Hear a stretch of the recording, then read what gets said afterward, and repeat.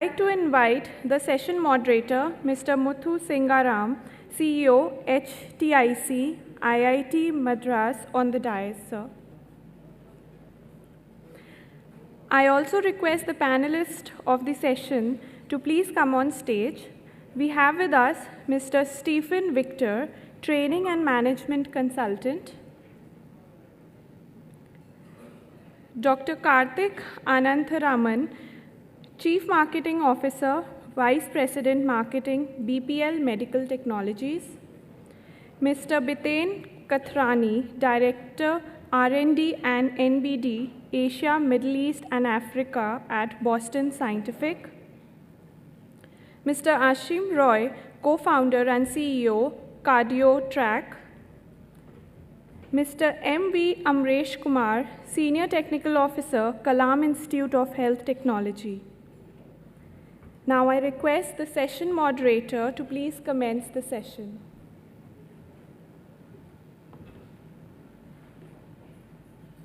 Thank you very much for the introduction. We are all very excited to be here.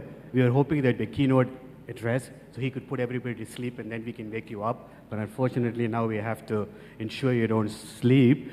So we're going to we want to make this as interactive as possible. So can I ask something? Can everybody come to the front so we can see everybody? Is it possible? Can everyone come to the front, please? Since we're such a small group, let's all be a great family together. Come. Okay, so. Thank you very much for being such good students. Okay, I'm going to just get started. I want you guys to be as interactive as possible, and because we're not here to talk so much, anyway, I'm not here to talk so much, so I hope you guys will ask as much questions as you can to the very learned and experienced panel we have from all over the country, traveled here just for being here for the next hour. Somebody will have to tell me when it's time to close up. 3:25, Dr. Singh? 3:25? Okay, 3:25. So I'm going to let each of the panel talk a little bit about what their perspective is on the topic, and then I'll open it for a full discussion. Would that work, guys? Yeah? Yeah. Oh, you have a mic there. Cool. So good afternoon, everyone. My name is Biten Kathrani. I represent Boston Scientific. We are a company in critical care, about 6 businesses. Details, of course, available on our website. I represent the R&D and innovation community. Most recently, Boston Scientific set up its first emerging market global R&D center based out of Gurgaon. We are basically focused on both global and emerging market innovation out of this site. While affordability is critical for healthcare, and I'm a firm believer of the fact that affordability today in healthcare is important not just for emerging markets, but for the global healthcare environment. But I'm also a big believer of the fact that in the guise of affordability and the much talked about fact of affordability, one of the critical things which we have forgotten to do in healthcare is to figure out challenges associated with awareness, access, and adoption. And I think spending time discussing these 3 aspects, apart from the affordability, as we talk about what is the medical device perspective on healthcare, would be, I think, the order of the day for today. Thank you. That was nice and short. Thank you. Hello, everyone. This is Amresh, and I'm the Senior Technical Officer from Kalam Institute of Health Technology. I'm heading the Technology Transfer Division. The Technology Transfer Division that I'm talking about is concentrating on taking the technologies that are developed in research institutes and funded by the government of India, or we are trying to do them e-auctioning in the coming months to industries and take them for manufacturing in Andhra MedTech zone. And that's my job that is presently I'm doing. I'm also an entrepreneur. I have done 2 successful startups in Bangalore, and then I moved towards Kalam Institute of Health Technology. Thank you very much. Good afternoon. My name is Stephen Victor. My experience comes from basically heading the technical operations of a hospital. as a chief engineer of CMC Hospital in Ludhiana. And afterwards, as part of a medical association, I had visited close to 100 hospitals pan-India. So I'm here to present the user perspective, because I see a lot of people here who are medical equipment providers, device providers, but I would be giving a small feedback about what is the expectation of a typical user.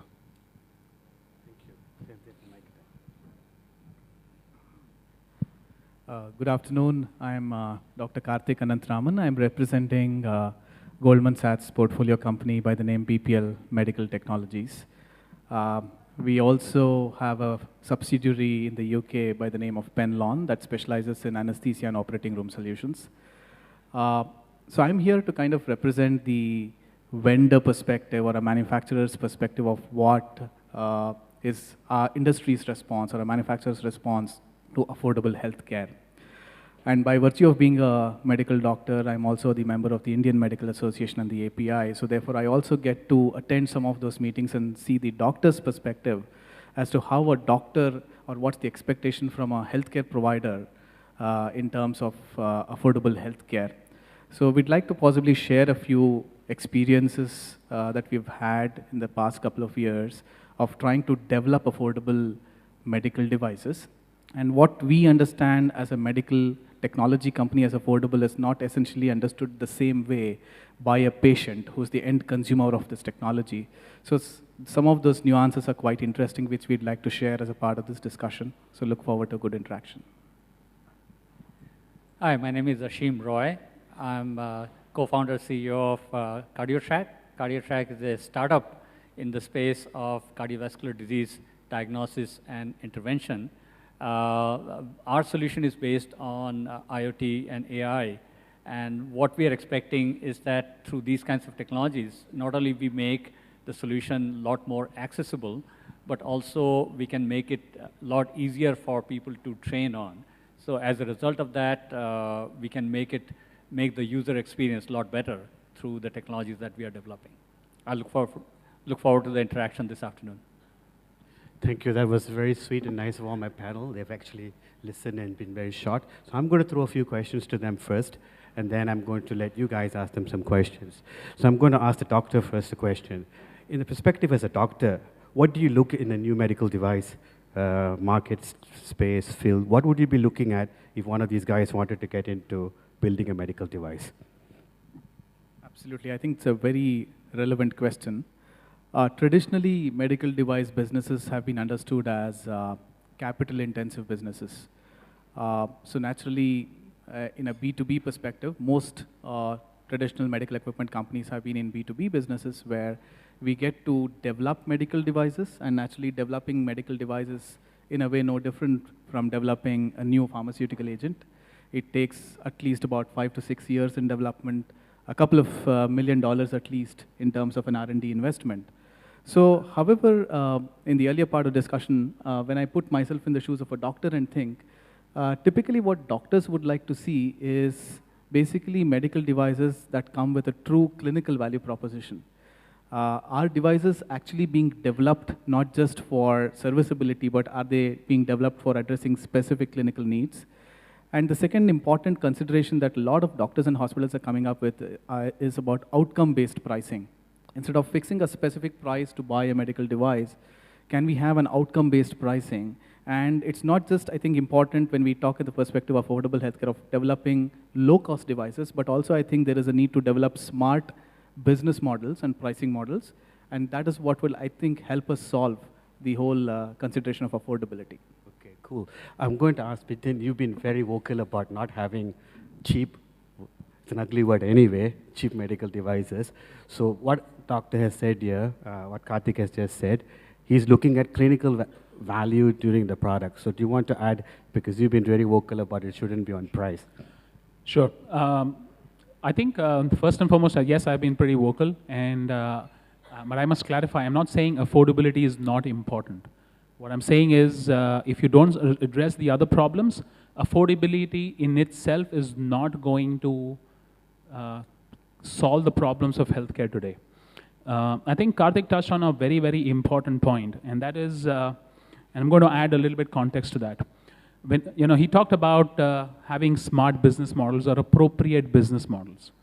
So we live in a world where, there's been a huge level of technology push and a lot of incremental innovation associated with that in the medical device industry over the last 3 to 5 decades. And that's teeing off, that's plateauing off.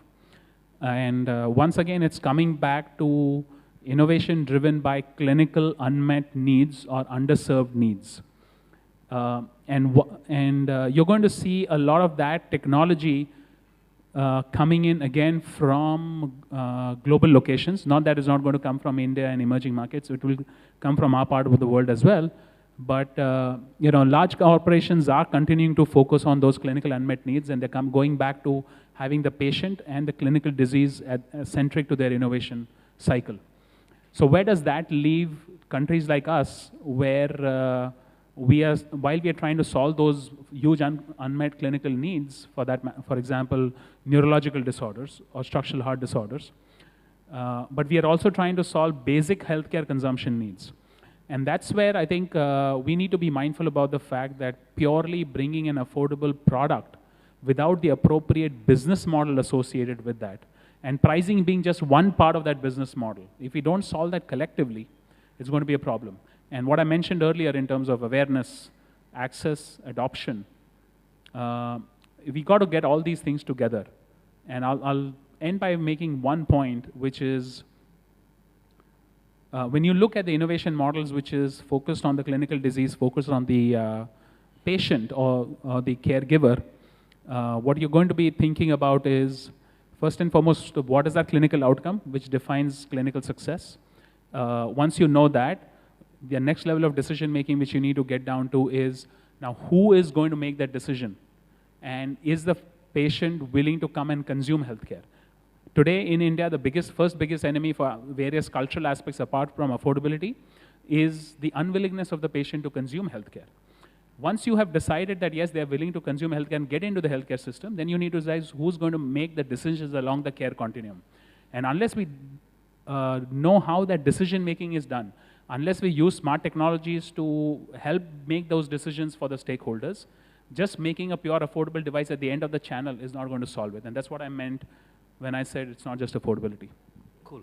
And I'm going to go to Victor, who's worked in hospitals, and I'm going to ask him, what would excite him to buy local medical devices before I go to the two entrepreneurs? Yeah. Thank you very much. An user normally looks at three things. One is about the initial pricing. The initial pricing shouldn't really be exorbitant. It's on the top of the roof that they cannot do it. Secondly, the life cycle of that particular diagnostic or medical device, unfortunately, that is not easily predictable, primarily because within 1 year of a particular diagnostic or a device in the market, somebody else, another competitor or another innovator brings in another device which performs better and probably produces better results.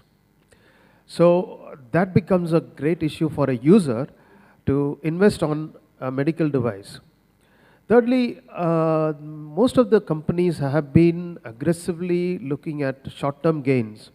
So they forget about the issues like technological obsolescence, issues like how to give service to that particular product for a reasonable amount of time, so that whatever investment a user, because I've worked with a lot of hospitals which are actually NGOs, which work in smaller places, 3-tier cities, where budgets are very, very tight for them. And for them to think of buying a new medical device would be a strain on the budget.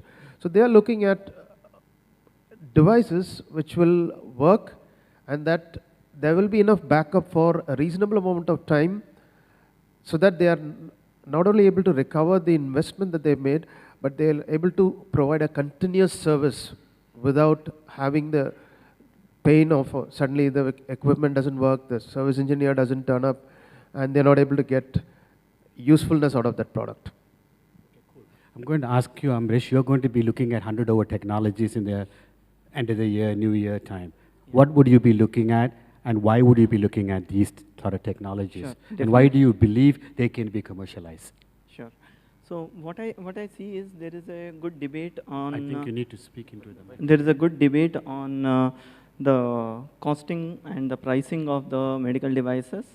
I would like to give a one-stop solution, that is Andhra MedTech Zone, where most of the scientific facilities that take lot of costing on a cost burden on the companies are being borne by the government of India as well as the state government. And if you see for example, the vacuum molding technology, the full facility is being provided by Andhra MedTech Zone, and all that the manufacturer has to do is to pay the price for the services. So the capex is completely gone from the head of the manufacturer.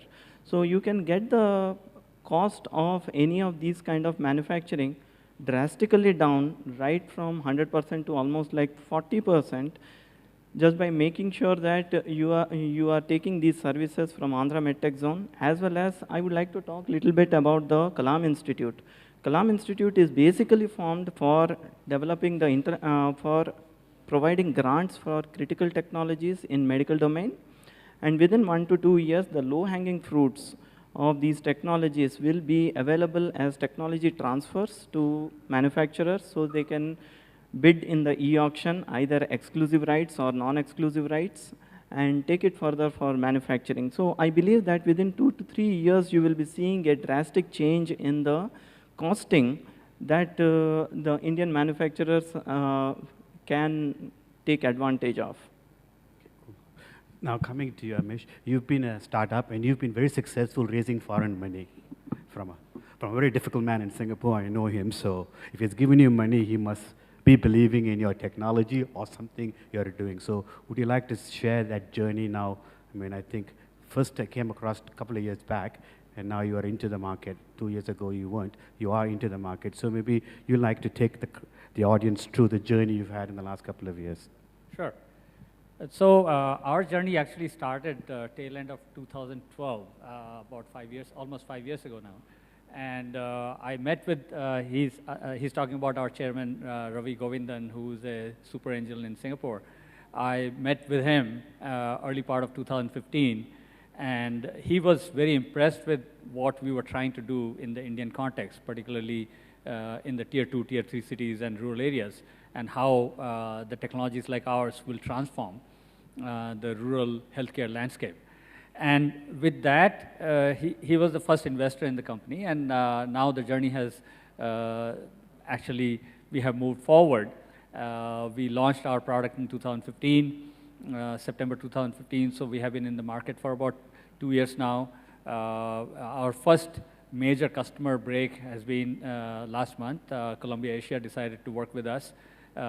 So it has been a very interesting journey for us, but along the way, we have learned a lot of things. You know, healthcare in India, healthcare solutions in India are not easy to deploy. Dr. Karthik talked about different models required for deployment of solutions.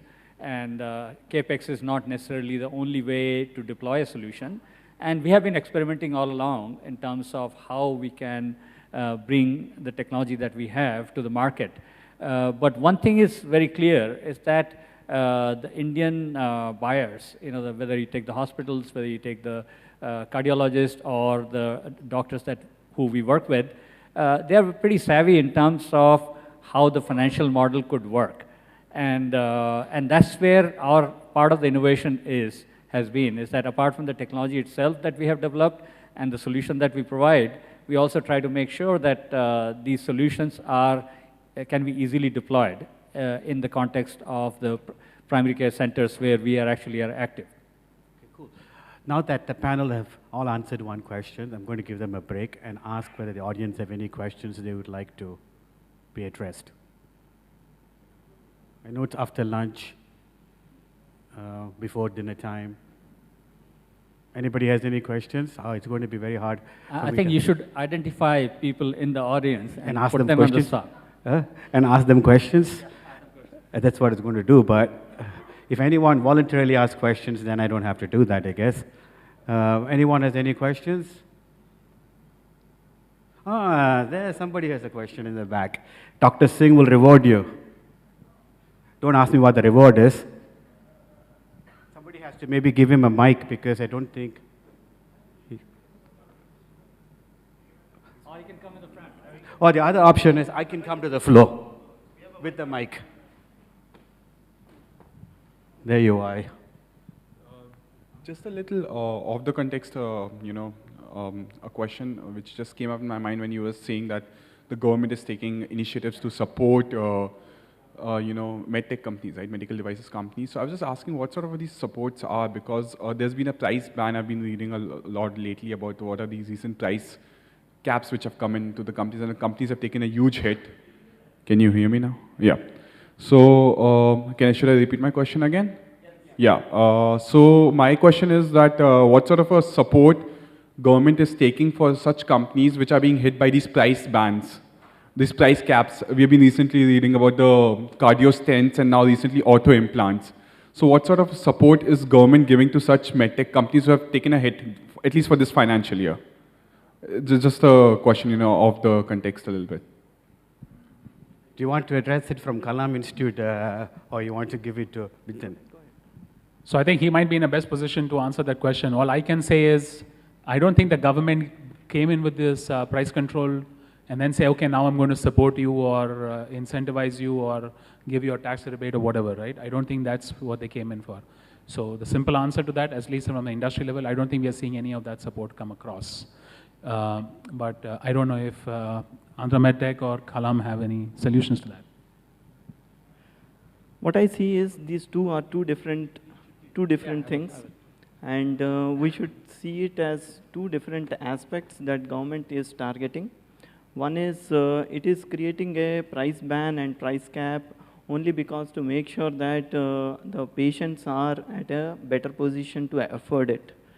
And looking at the other side of it, which is the critical technologies that are being developed and grants are being provided, and that is meant for the Indian manufacturers to be able to manufacture complete instruments end to end.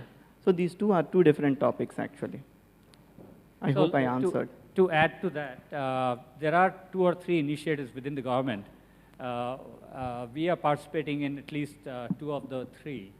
Make in India is a very major initiative of the government that probably all of you have heard. What does really mean in terms of Make in India and how we can take it forward is that they are still early stages, and we are in discussion with Niti Aayog, for example, trying to identify areas of opportunity where we can step in and create solutions that are India-centric. And that way it helps the government to take us forward in terms of either helping us to deploy the solutions in the primary care centers. Other initiative the government has recently taken is Champions of Change. Within this initiative, we are part of the healthcare cohort, and we are identifying various areas of healthcare where startups like ours can actually work with the government to create solutions that are India-centric. I may not have the exact solution or answer to that question, but I can tell you as an industry observer as to what are some of the things we have seen in the recent past. The government has been taking a few PPP, public-private partnership initiatives for the last couple of years. We've seen that in the last 1 or 2 years, the number of PPPs investments have actually gone up. And within those PPP, I would say, initiatives, we've seen a good number of cath labs being procured as well. So naturally, logically, one gets to think that if the number of cath lab installations were to increase and have a higher footprint of cath labs available, naturally, so the other side of the story is if the prices are capped, then the companies can survive with higher volumes. So if there is a way to increase volumes and consumption of the capped price tents, companies can still survive. So I think that's where government can help. Does that help? Yes, okay. And anyone else has another question now that I'm on the floor? Nice to know the name of the questioner. Yeah. So I don't know whether this is an appropriate question, but the time I spent in Scandinavia, I found that larger companies like, say, Nokia, they invested a lot in building ecosystem, and that they were always taking the startups together. So do you think in medical devices, we should have a role wherein bigger companies, let's say in software side, a company like IBM, could take in their partners? So we have a stall here with IBM, but they're also having their partners. So could similar approach be also possible in medical devices? So I don't know who would want to take this kind of question. So I'm going to take the opportunity to answer that question, Sachin, because you brought up a point which I'm personally very passionate about, and therefore I believe your question is very, very pertinent to what we are discussing today. India today does require an ecosystem for medical devices or medtech. And in simplistic terms, it has been lacking for a very, very long time. Creating clusters like the Andhra MedTech Zone, I think, is a great starting point to that, because it brings in, at least, if not at least under one roof, but at least under a small span of control in terms of having this ecosystem. Just to give you an example, we always, one thing which the medical technology industry has been very shameless about has been learning from other industries. And if we bring that same principle to India, if you ask anyone what are the two areas where India has exceeded, and for that matter sometimes even exceeded China in terms of manufacturing in today's time, the common answer you're going to get is automobiles and pharmaceuticals. And the reason for that is the entire supply chain or the value chain before the final OEM manufacturer, that whole ecosystem exists in India, right? India, we are the largest API supplier in the world for pharmaceuticals. We are the largest automobile spare part and component manufacturers of the world, supplying not just to Indian plants, but also for those global companies and brands outside of India. But when it comes down to medical devices, we may talk about the fact that today we import 75 to 80% finished medical devices. But look 3 steps behind. Where is the component level technology come in? I've been in the industry for 22 years. I've not seen a decent quality extrusion house in India, right? So we can keep talking about, making the stent prices low, but where is nitinol? Where is laser cutting technology in India? Where is extrusion technology to deliver the stent in the body? Where is the balloon technology to dilate the blood vessel before you put the stent in, right? And so on and so forth. And therefore, I think it's very critical, if we have to go back to the first question, it would be critical to extend incentives not just to the medical device companies for Make in India, but also for this entire ecosystem and value chain. And actually, some of these recommendations were made to Niti Aayog representative just about 2 weeks back, where I was on a panel on a similar topic at the CII's 10th Medical Device Conference. So it's absolutely critical. Sometimes it's good to plant your own team members in the audience. So one of my team members, she wants to ask a question. If I deny it, that wouldn't be fair. Thank you for the privilege. My question is for the entire panel. Like all of us know that medical devices, we have 2 major challenges. One is the requirement of validation and regulatory, and the other one that most medical devices face is the volume or the scalability. So how can a startup actually do the balancing act of affordability and scalability? Because in terms of volumes, it's very hard for a startup to go forward. So I'd like to have your perspective, the entire panel's perspective on that. Sure, I'll take that question. Actually, just the previous speaker made one important comment, and if I look at our production of the devices, 98% of the components are really imported. So the next level of building component level infrastructure or companies that will come up with, let's say, even simple things as good quality ECG cable, we are not able to get it in India, and we have to procure it from outside. The casing that we use for our product, it comes from Japan, because good quality plastic is not available from India. So as a result of that, our cost base is certainly high. However, we feel that there is a balancing act between the volume and affordability. Affordability's question is that I really don't think is affordability in India. There's a huge amount of, huge number of people that we have in India can afford lots of things, as much as people in Malaysia, Singapore, or any of the neighboring countries. So I feel that unless you go to really a tier 4 market, affordability question is not there. But at the same time, accessibility is a huge problem. Accessibility point of view, how do we take our solution to these tier 2, tier 3 cities and beyond is a major issue. Communication challenges are there in some of the rural areas where we go to. So we have to create these solutions which make sense, and the pricing has to be market driven. How much we charge in a city like Bangalore or NCR is different than what we would charge in Hubli or Dharwad. It's very clear it has to be priced according to the market conditions. And as the volume increases and as we get a little bit more support from the government to develop more technologies inside of India and local sourcing happens, then I think our pricing structure will actually even out to a point where we'll start making money. Thank you. May I add a couple of points to Pratishta's question? I remember in one business session I heard a small, I don't know whether it's created, a marketing manager sends his junior to a small village to sell footwear, and the product was footwear. So this guy goes to that village and says, nobody's wearing shoes. So he calls his manager, sir, I'm coming back. I don't think I can sell footwear here. So he comes back. Then the next round, the manager sends another new recruit to that village. So this young guy, with all his brightness, he goes into that village and he sees nobody's wearing shoes, and he calls back his manager, sir, we've got 100% business in this place. Nobody wears shoes. So it's all about perspective.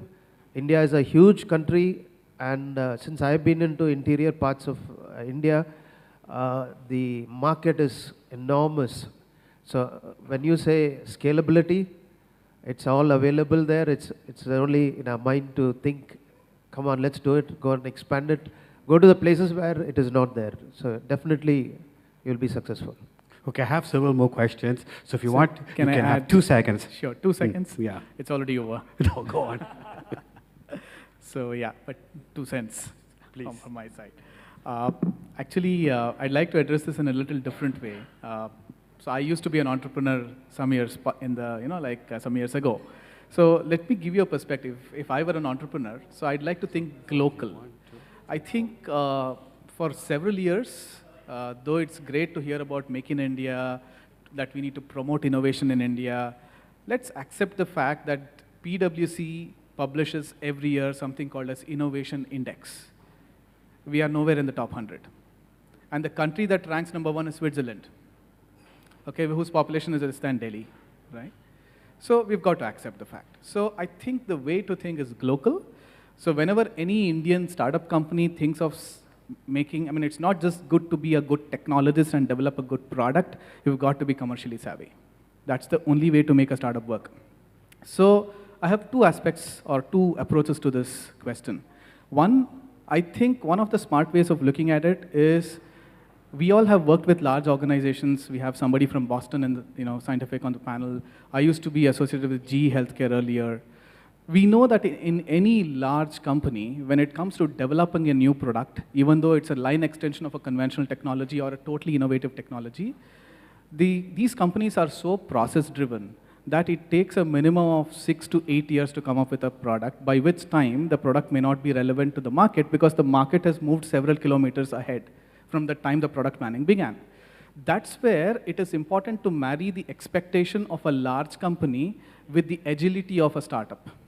So therefore, if a startup is able to, in the early stage, partner with a large company who has the bandwidth, the reach, the money to take it globally, that is what will make that startup commercially viable and commercially savvy. The second thing is, Overall, as an Indian mindset, we are followers and we are not truly innovators as yet. At least we are not known globally that way. Let's accept it. So therefore, it's very important that we also find very early on very important global partners who can give us the edge and acceptability that though it's an innovation coming from India, it's actually equal in terms of its performance, reliability, efficiency to any American or European technology. This, in my mind, is a very practical way of making it work. Okay, cool. There's 4 people here who want to ask Muthu, I'm questions. sorry, I'm going to take 2 seconds. Okay, and, cool. And keep it at 2 seconds. I think your question probably needs to be redefined. Don't try to get that balance. If you're a smart startup, focus on the performance of the product and focus on customer acquisition. The affordability will follow when you get the volumes. I always wanted to be a talk show host when I was a kid growing up in the UK, and today is my day. Fantastic. I'm going to take these 4 questions and come back up. I would like to add something here. What I see with the entrepreneurs in my past 5 years of experience is he has to do the innovation, he has to do the marketing, he has to build the team, and he has to do everything. So that's where I believe that when we see the intellectual properties are sitting in the institutes and research and R&D divisions, and they are just lying there not being used. So why not use them? And the entrepreneurs should reach the Kalam Institute here to make sure that they can take some of these technologies which are affordable and make use of them so they can concentrate only on the manufacturing and on the marketing side. And we will also work with the entrepreneurs to make sure that we create the market. That's possible with the government. Okay, cool. I'm going to take these 4 questions. No, Sachin, I already gave you 1 chance. You have to wait. Nobody answers the question. I take the 4 questions, and I'm coming back to the stage. Thank you. Typically, one perceives innovation in the technological sense. So I was quite pleasantly surprised and glad to hear a certain financial, commercial, business modeling type of innovation also being under consideration around. So could somebody share a bit of light on some specific examples of how that has been done? In the sales process, I can understand from a vendor manufacturer selling to a healthcare provider, but does it translate into a lowered cost of care for the people, or does it continue with the overutilization, inappropriate overutilization for a capex and a high-value asset acquisition? Some light on that. I don't answer until I take 2 more questions and I come back up, and then we'll wrap up for the afternoon.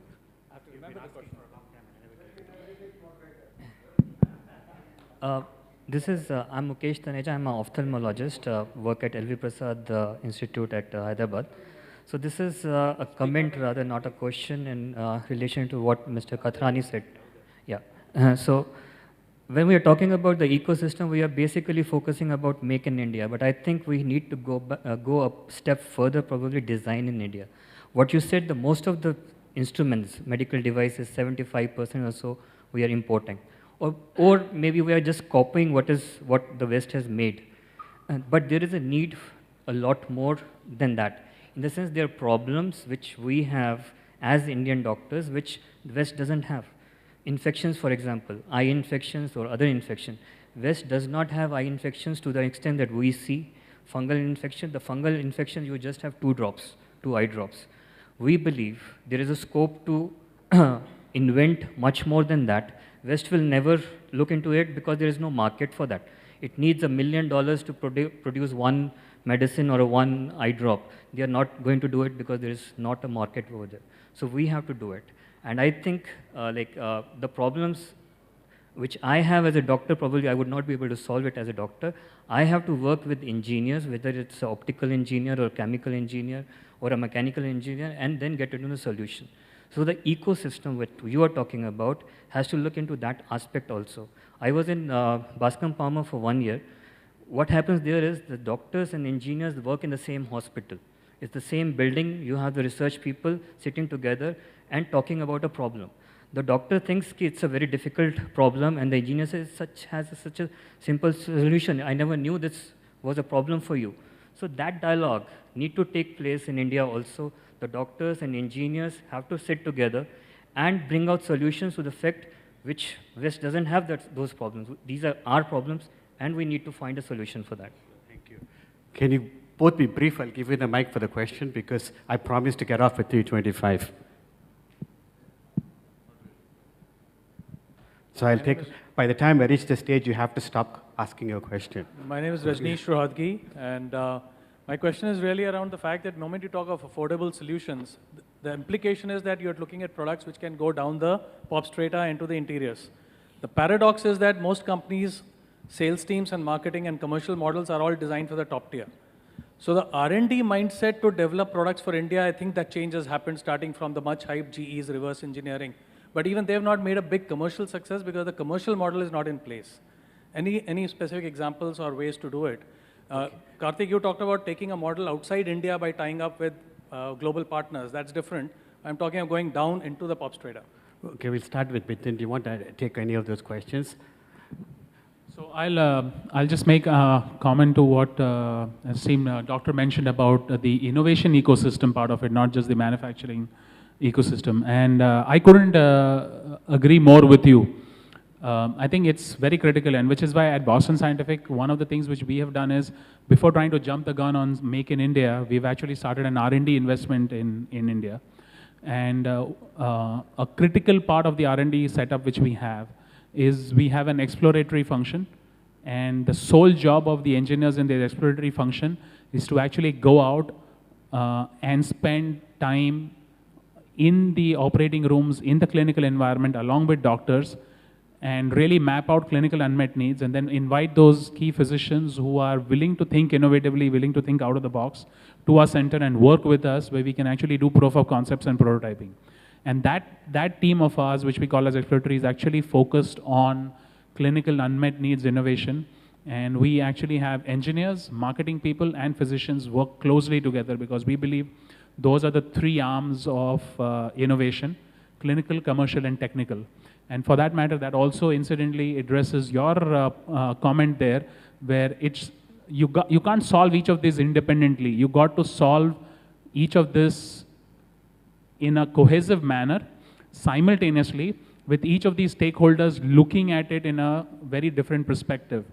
The physician looking at it, what is a clinical issue to be solved? The techie person or the R&D team looking at how to solve it, and the marketing guys looking at what's the business model to get there. Do you want to add anything to that, Amrish? Or can I pass on to Victor? Anything you want to add? I can take one earlier question. So by the time all that discussion happened, I have actually forgotten your question. But I'll try to attempt to answer that question from our point of view, how we are using AI and bringing a level of efficiency that didn't exist earlier. So if you look at cardiovascular disease, typically ECG is a first point of interaction or first point of diagnosis. And what used to happen is the patient would go to a cardiac center or wherever the ECG is available, and they will get an ECG scan done, which is on a piece of paper. Then they will go and make an appointment with a cardiologist and wait for the cardiologist to arrive and so on, and get an interpretation done. That defines the next set of steps in intervention. What we have done is that in our solution, we are able to capture the information digitally, send that to the cloud, bring the AI interpretation within 2 minutes. And as a result of that, primary care physician then has the opportunity to guide the patient where to go next in terms of intervention. So by doing this kind of a process and providing a piece of technology which actually optimizes the use of cardiologist time, reduces the use of cardiologist time significantly, and as a result of that, makes it better for the patient because they are now able to get to the intervention that much faster. Okay, thank you. I want to wrap up because I was told 3:20. Yes, go ahead. So I'll answer your question on some innovative business models, which you had asked. I think the positive thing that has happened in the recent past, last 2 years, is that in India, there are a few professional medtech-focused leasing companies that have come up. These companies, similar to a car lease, do offer long-term leasing specifically for capital equipments and medical devices. So from a affordability standpoint, yes, maybe for an entrepreneur who is setting up a hospital that cannot really put up high capital upfront, this could really kind of help him manage his cash flows better. And naturally, it's at the discretion of that entrepreneur to pass on that benefit to the end consumer of that, which is a patient. So therefore, since his monthly cash flow is lesser, so naturally he can also make that particular test or investigation that much, priced that much more optimally for a patient. Coming to Rajnish's question, I think one of the ways that we could possibly look at the, penetration into the smaller markets is, I think last about a week or 10 days back, there was a public announcement that every government hospital or every healthcare institution needs to have an ICU once it qualifies under a certain category. I think there are small companies, including some big companies like GE and Philips, who have been working on the connected technology solution called eICU. So I think there is an opportunity to remotely connect and deploy patient monitors and basic vital parameter monitoring technologies in these remote primary healthcare centers with let's say 3 or 4 beds available. And like Mr. Roy's company and like what Apollo has been doing with Apollo Telehealth Services, where they're actually setting up kiosks in the CHCs, community health centers and primary healthcare centers, at least access to basic 5 to 8 parameter monitoring is certainly doable in some of these really tier 3, tier 4 primary healthcare centers with a connectivity back to a central health monitoring system. But all of this, I think, is aspirational at the moment, but it can be commercially viable if the volumes can actually pay for it. Currently, ATH is experimenting with that model, but I think if we can make that work, I think it will be a good model to replicate. Cool. I'm going to wrap up very quickly. I'm going to ask each panel member to say one word as a takeaway, only one word, starting with Vipin. I'm putting you under pressure. One word. You figured out to put me on the spot, right? Yes. Spotlight, limelight. One word I think is plain simple. The only way we can solve our problems is innovation. Cool, innovation. Yourself, Amrish. Entrepreneurs, this is your chance. Innovation, entrepreneurs, all my favorite words. They must have read about me. Look for the long-term goals rather than short-term ones. So, cool, long-term. Think global. Think global. Local. Government to be the first buyer. Government is the first buyer. Okay, I'm going to wrap up. At least my dream came true this evening that I was a talk show host for the last hour. It was fantastic. And I had a brilliant panel. Thank you very much for giving me the privilege to moderate you guys. And you've been a fantastic audience. Thank you very much. And I learned one more thing from the doctor there. Next time my doctor gives me more than 2 drops, I'm going to tell him there's only 2 drops in the world. What are you doing? So thank you very much. That saves me a lot of money. And thank you very much, Dr. Singh, for giving me the privilege to be the moderator. Thank you, ladies and gentlemen. Thank you all for sharing your profound knowledge with us. I request session moderator Mr. Muthu Singaram to please present a token of appreciation to all the speakers.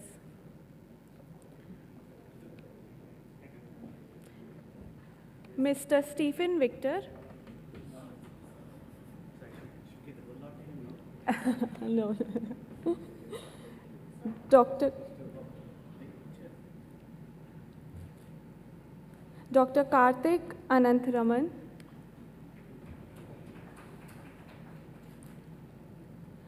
Mr. Biten Kathrani.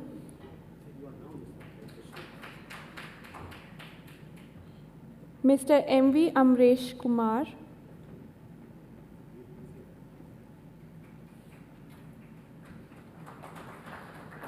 Mr. Ashim Roy.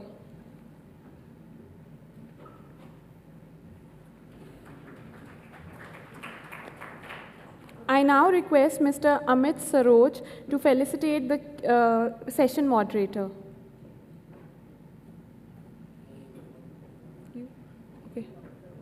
Okay. May I please request Professor Ronald to facilitate the session moderator?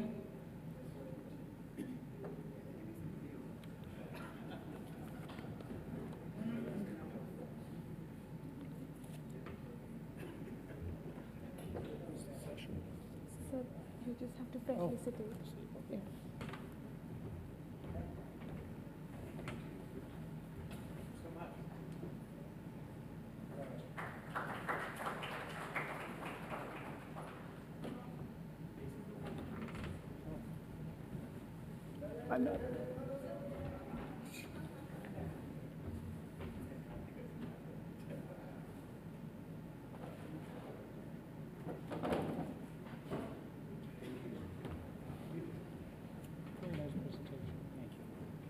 Oh.